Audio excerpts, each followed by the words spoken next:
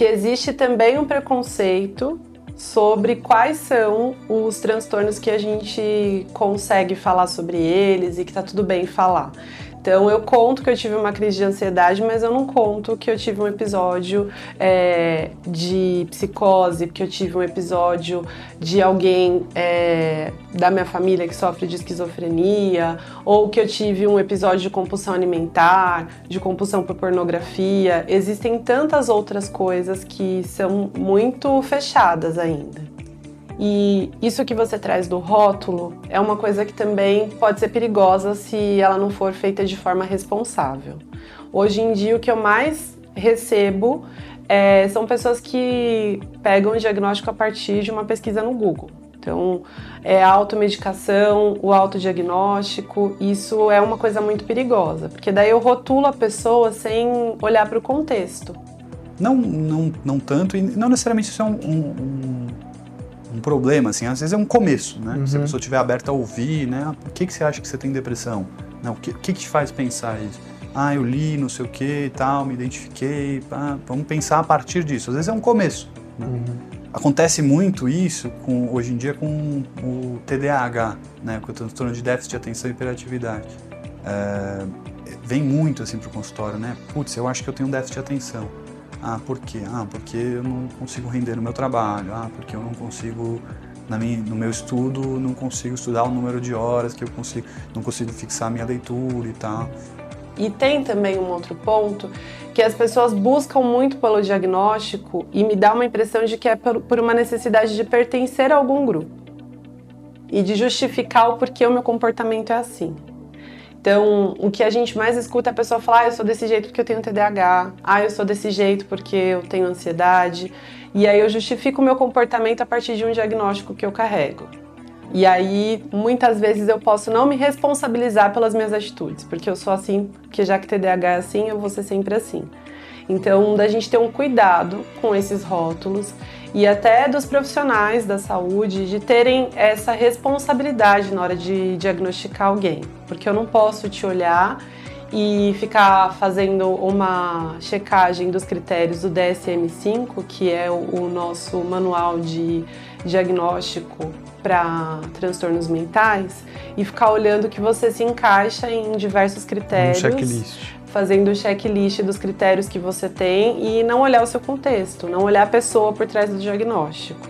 E aí a gente tem que fazer o esforço, para mim, a psiquiatria, o psicoterapeuta, qualquer profissional que esteja ligado à saúde mental, tem que fazer o esforço de tentar entender em que contexto essa pessoa e esse transtorno está inserido, né?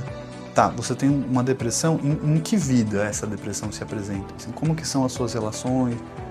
Como que você está no seu trabalho, com quem que você tem uma relação amorosa, você tem uma relação de amizade, você trabalha quantas horas por dia, como é que você encara o seu trabalho, né? Porque se a gente falar assim, identifique, porque muitas vezes essas pessoas, elas preenchem critério. Você fala assim, vou lá ler no DSM, realmente essa pessoa está deprimida. Isso não é que esse fato não exista, mas é que o jeito como a gente descreve esse fato influencia a própria existência dele. Digamos assim, o que a pessoa tem é uma espécie de, na base, é uma espécie de sofrimento, certo? Ela sofre, ela fala assim, alguma coisa está me fazendo sofrer, né?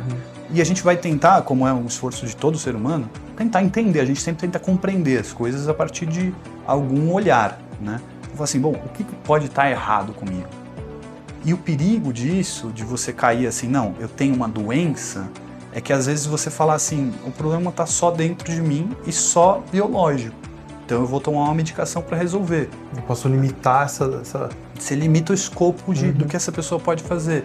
E você passa muitas vezes uma mensagem de que aquele indivíduo é problemático.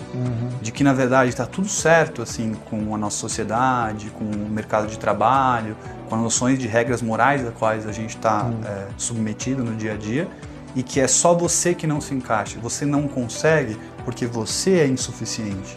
E até pela abordagem que eu atendo, que eu sou uma psicóloga que atua pela abordagem centrada na pessoa, a pessoa para mim é o mais importante. O diagnóstico é um complemento, o rótulo que ela carrega pode ser um complemento que é até importante para ela, faz parte da identidade dela. Não dá para eu desconsiderar o diagnóstico, mas eu tenho que tomar cuidado para eu não desconsiderar a pessoa e considerar só o diagnóstico. E há o risco dessa pessoa, que pode ser a gente até em algum momento, se apaixonar pelo diagnóstico. Sabe, tipo assim, não é? Eu tô entendendo quando eu escuto assim.